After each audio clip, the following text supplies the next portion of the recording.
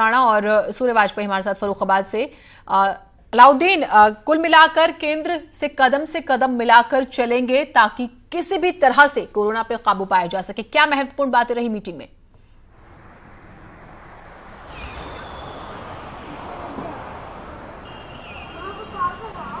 Home ministry की जो advisory आई थी, तो आज की मीटिंग के बाद ही इस बात को तय करना था कि उत्तर प्रदेश के तमाम जिलों में किस तरह की छूट दी जाएगी और किस तरह का तरीकेकार अपनाया जाएगा।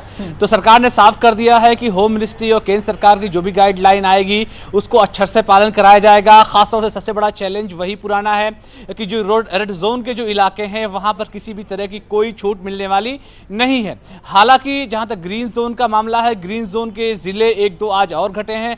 खासतौर से सिद्धार्थनगर जो जिला है वहां पर 2 केस मिलने के बाद एक बार फिर से वो ऑरेंज जोन में आ गया है। तो ऐसे में सरकार के सामने चैलेंज वही है कि आखिर 2 हफ्ते जो लॉकडाउन बढ़ाया गया है, आखिर उसमें रोड मैप किस तरह से तैयार किया जाएगा। उदाहरण स्वरूप उत्तर प्रदेश के कुछ जिले ऐसे हैं जहां पर ताता कोरोना जो है संक्रमित लोगों का नहीं टूट रहा है, चाहे वो जिले आगरा हो, चाहे वो कानपुर हो, लखनऊ हो, सहारनपुर हो। तो इन तमाम जगहों पर लगातार केसेस मिल रहे हैं। 22वां दिन आज हो गया है। लखनऊ में आज 3 केस फिर मिले हैं। हालांकि ये बात थोड़ी सुकून देने वाली है कि ये सारे केसेस हॉटस्पॉट इलाकों से मिले हैं, लेकिन ऐसे में हॉटस्पॉट इलाकों में अगर लगातार और बदस्तूर जो केसेस मिल रहे हैं वो भी सरकार के सामने और स्थानीय प्रशासन के सामने एक चैलेंज है कि आखिर किस तरह का रोड मैप तैयार किया जाए कि इन तमाम चीज़ों पे कंट्रोल हासिल किया जाए। तो ऐसे में अभी भी मौजूदा वक्त नाजुक दौर है और खास तौर से मई का जो महीना है, पहला और दूसरा हफ्ता भी बहुत ज्यादा अहम है इस बात को लेकर के कि किस तरह से कोरोना संक्रमित लोगों की तादाद को कम किया जाए।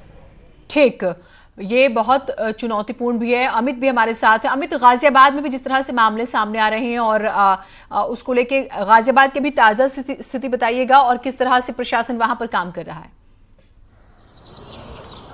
जिनेत, आपको बताना चाहूंगा सबसे पहले तो जो लोगों के मन में संशय था कि लॉकडाउन 3 होगा या लॉकडाउन फ्री होगा, उस संशय को दूर किया गया कि लॉकडाउन फ्री नहीं है। वहीं दूसरी ओर गाजियाबाद की अगर मैं आपसे बात करूं, तकरीबन 26 ऐसे पेशेंट हैं जो आज भी एक्टिव हैं।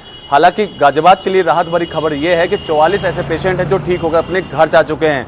लेकिन वहीं दूसरी ओर जो डराने वाली खबर है वो ये है कि जो हॉटस्पॉट बनाए गए थे वो 13 की जगह अब 17 हो चुके हैं। वहीं दूसरी ओर जो सबसे बड़ी चुनौती अब प्रदेश सरकार के लिए रहने वाली है वो ये है कि जिस तरीके से केंद्र सरकार ने तमाम प्रदेशों को बांटा गया है, तमाम जिलों को जो बांटा है वो रेड जोन में, ऑरेंज जोन में और ग्रीन जोन में बांटा है।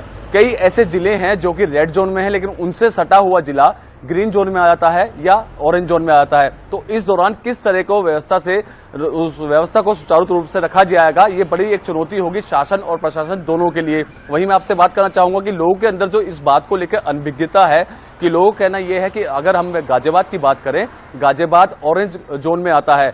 ऐसे में तमाम लोगों का ये कहना है कि अब यहाँ तमाम तरह की दुकानें खुल जाएंगी, चाहे वो किसी भी तरह की दुकानें हो, लेकिन शासन और प्रशासन ये मिलकर तय करेगा। क्योंकि जब हमारी बात हुई जिलाधिकारी अजय शंकर पांडे से, तो उनका कहना यह था कि शाम को उनकी एक वीडियो कॉन्फ्रेंसिंग होनी है प्रदेश सरकार के साथ, मुख्यमंत्री के साथ। उसके बाद ही ये तय किया जाएगा कि कौन कौन सी दुकानें या फैक्ट्री या कौन कौन सी ऐसी चीजें हैं जिनका कि हमें लाभ गाजियाबाद निवासियों को मिलने वाला है। उसके बावजूद भी मेन जो चीज आती है निकल के जीनत, वो यही आती है कि तमाम ऐसे लोग हैं, उनको ये लगता है कि जिस तरीके से केंद्र सरकार ने 3 जोन में बांटा है, चाहे वो रेड हो, चाहे ऑरेंज हो, चाहे वो ग्रीन जोन हो, उस के बांटने के बाद कितनी रियायतें हमें मिलने वाली हैं, इन रियायतों में मिलने वाली छूट हमें क्या है क्या नहीं है, ये तय हो पाएगा जब ये मीटिंग हो पाएगी। ठीक, इस मीटिंग पर आपसे अपडेट हम लेंगे। सूर्य वाजपेयी, फर्रुखाबाद की स्थिति के बारे में बताइएगा। जिन्हें मैं आपको बता दूं, फर्रुखाबाद के हालात जो है एकदम सामान्य है, क्योंकि ये फर्रुखाबाद जो है वो ग्रीन जोन में घोषित है। और सबसे बड़ी बात है क्योंकि यहाँ पर कोरोना पॉजिटिव एक भी पॉजिटिव नहीं पाए गए हैं, इसलिए इस जिले को ग्रीन जोन में घोषित किया गया है।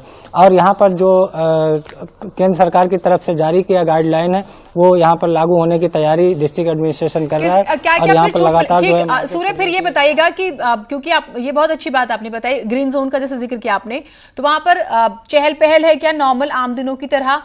क्या सारी दुकानें खुली हुई हैं, चाहे हम सब्जी और फलों की बात करें या फिर जस्ट जो लोग अमूमन नॉर्मल डेज में रहते हैं, क्या सब कुछ नॉर्मल नजर आ रहा है या कुछ एक नियम कायदे कानून फॉलो करने पड़ेंगे? वहां पर क्या तब्दीलियां हुई हैं?